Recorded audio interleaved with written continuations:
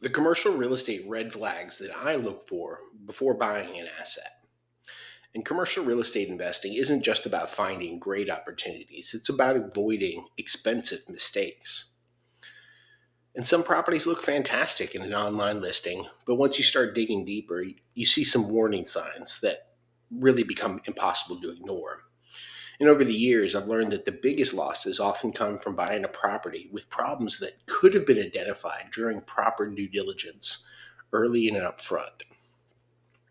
So, whether you're buying your first commercial property or adding to an investment portfolio, these are some of the biggest commercial real estate red flags that I always evaluate before recommending a purchase to a client, to myself, to anyone.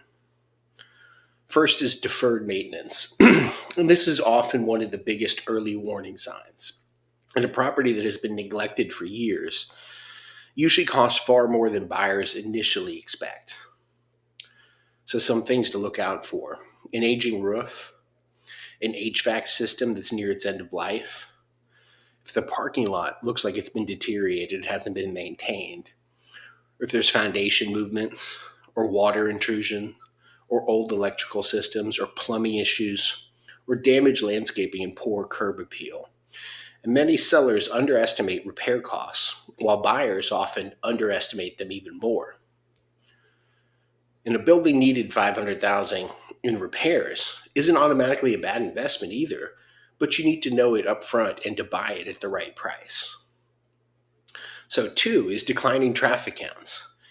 And location still matters, especially for retail and restaurants and medical offices, and many service businesses depend heavily on visibility and customer traffic. So ask questions like: has traffic increased or decreased? Have road improvements redirected vehicles in another direction maybe? Is there some nearby construction that's affecting your access? Are there any major employers leaving the area? And a beautiful shopping center isn't valuable if fewer customers drive past it every year. Three is bad demographics. And demographics drive commercial real estate demand. And here's a few things that I always evaluate. You got to look at population growth and household incomes, also employment growth and business expansion, but also housing development and consumer spending and the age distribution. And if businesses are leaving an area while residents relocate elsewhere, long-term appreciation becomes that much harder. Four is high vacancy nearby. So one vacant building may simply be a management issue, but multiple vacant buildings often indicate something larger is at foot. So some questions to ask there: are nearby buildings also vacant? And how long have those spaces remained empty? And you can look at marketing times on a lot of listings. And are landlords heavily discounting rents right now? Or is there too much supply? Was construction overbuilt? Kind of like small offices in Katy right now. But oversupply can keep rents flat for years. Five is weak tenant quality. And commercial property value often depends more on the tenants than the actual building. So you need to consider looking at your credit quality, your tenants, and lease length, and the industry stability. And have they paid timely on for a while? And what's your tenant concentration, your tenant mix?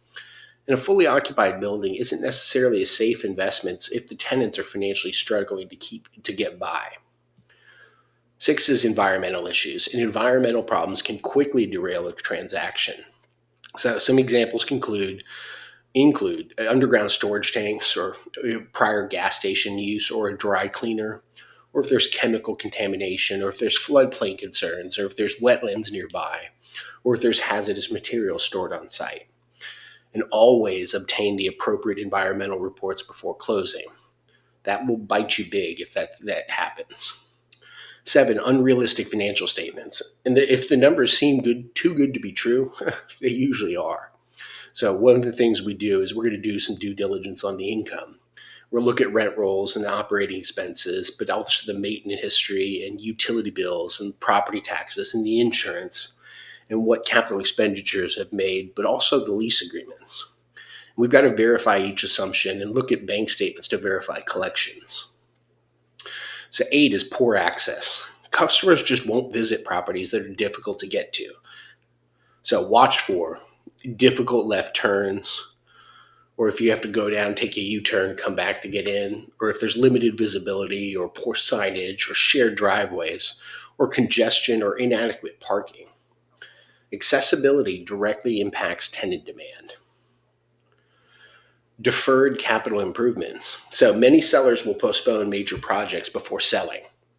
And some examples may include, say, a roof replacement or resurfacing the parking lot or modernizing their elevator or fire suppression upgrades and maybe even ADA compliance.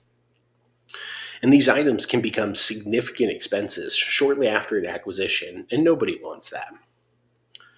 10 is buying based on emotion, and this may be the biggest red flag of them all. And commercial real estate is an investment.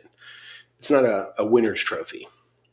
So successful investors focus on the cash flow, the risk, the market fundamentals, the tenant quality, your exit strategy, financing, and your long-term appreciation estimates.